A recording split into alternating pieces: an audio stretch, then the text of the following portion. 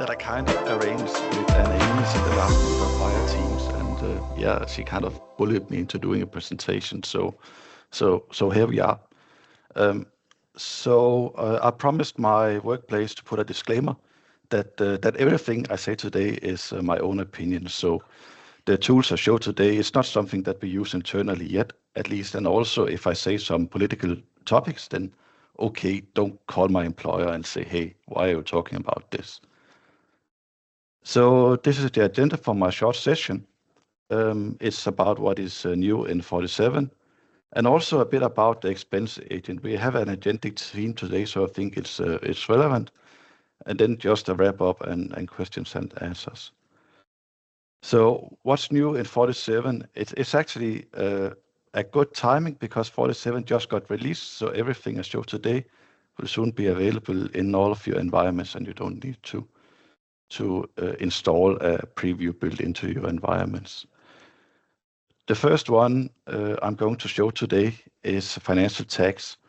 Financial tax is something that's important to us in my organization because we have many variable financial dimensions, and we don't want them to be a financial dimension like a real one, but rather than a financial tag, so we don't cause any performance issues. So this one you find by enabling this feature in feature management. It's still in preview, so consider reviewing it before you enable it in production. When you enable it, you will find some new fields that you can enable. In Reimagined, you have 2, and normally you only have 1. And when you enable them, you can see that it's now possible to add financial tax to the different areas. There's a limitation of this currently. It's not working from mobile device. So if you need to use financial tax, then you need to put them in from the normal user interface. And the financial tax is reflected in the GL when you book your expense report, just as you would expect. Now there's some feedback we have submitted, and this is also something that I recommend you all do after this session. There's some issues with financial tax on itemizations. There is a financial tax using mobile device, and there's actually a pretty new, they've just announced that capture of financial dimensions will become GA this month, if all goes well. And then also the ability to use financial tag rules. We have an unique opportunity to collaborate directly with the expense management team at Microsoft. So if you have time, then submit via this form, and you will be in contact with the expense management team. And this is the whole module. It's not just this, it's also the apps and different agentic experiences.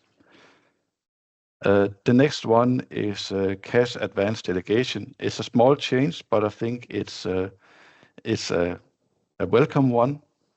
This one will be on by default when you enable or when you install 47 in your environments, and it's using the standard delegate feature, standard delegate configuration that is in expense management. And all it does, in quotation mark, is that it opens up for a new button where you can do delegation of cash advances. The last one is one I like because I tend to be a bit of a geek and delete my expenses, and then I need to do all of my optimizations again. So now, if you delete an expense, it will store the optimization on the expense itself, so you can recall it. This one is also on by default, so it will come when you install 47.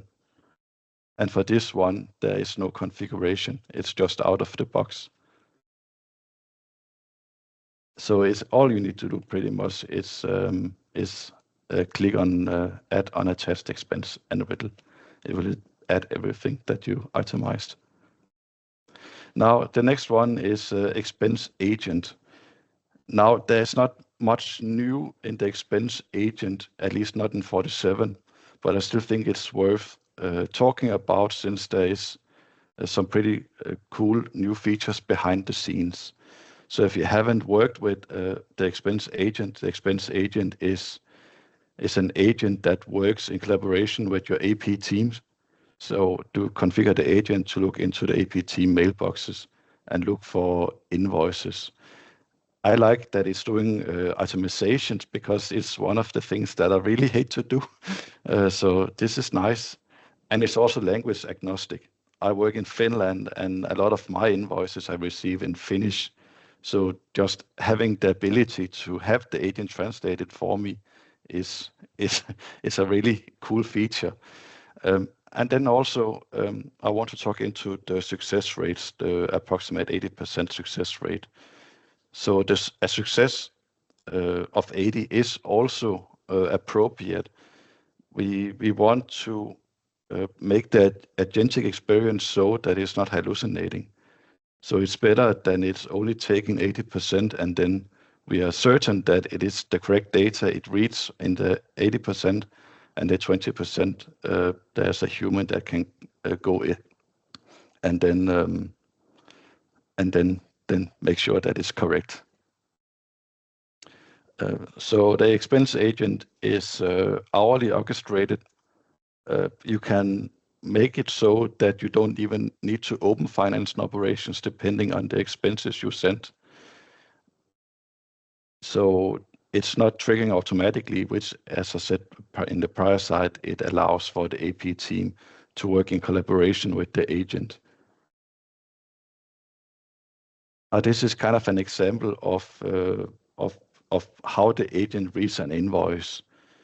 So the agent reads the invoice and then tries to match the subcategories based on what is available in finance and operations, and then also adds some information for the approver, so it can see immediately when you approve this, hey, this guy used the minibar, maybe we should ask him how much beer he drank from the minibar before we approved the expense. And that's also a topic for Finnish. It's not really kosher to expense alcohol.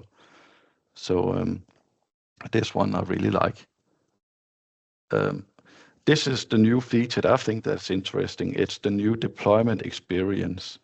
So if you talk to finance and operations people, most of finance and operations people have limited experience with Power Platform and vice versa. Microsoft has spent quite a lot of effort making the deployment experience easy to use. So they have tried to unify the deployment experience. So there's one place where you deploy the agents rather than many different places to deploy agents. And I kind of like, it's not really a nice term, but I like it, a next Finnish configuration. And for most finance and operations topics, it's not really appropriate, but I think here it is. The wizard will guide you through everything and even put a link so you get directed to the correct page in the Office 365 admin pages. So it's a really nice way. Prior to this, you had to have deep knowledge of how Power Platform works, and you need to just the ability to run a PowerShell script on your work laptop might be limited. So this is a way better experience than the prior deployment experience. There's no feature management in finance and operations. All you need to do is to go into the expense management parameters and enable the expense agent parameters. I don't remember if it's part of the workflow or the wizard, but if you don't enable some of these features, the agent will not pick up any of the invoices you send to it. And this again is going back to what I told before in the first one. There is some feedback we have submitted. There's some limitations that I know the team is working on. Errors is maybe a big topic for us that work in IT. A good thing is that it streams all activity to the agent activity view, so you're able to see what is going on behind the scenes. Any questions?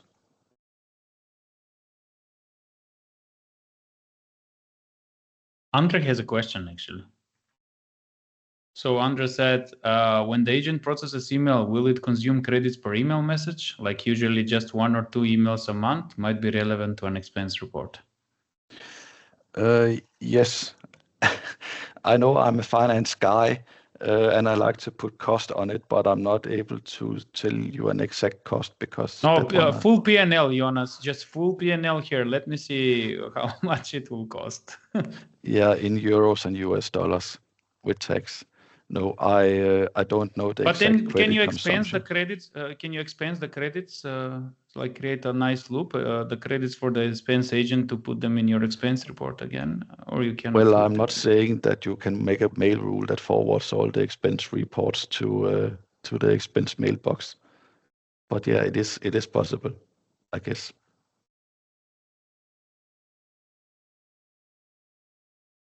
Okay, Andre, that answers your question, I hope. Not yet, but we will test it out as well. Thank you. It's a great motivation to start testing the feature.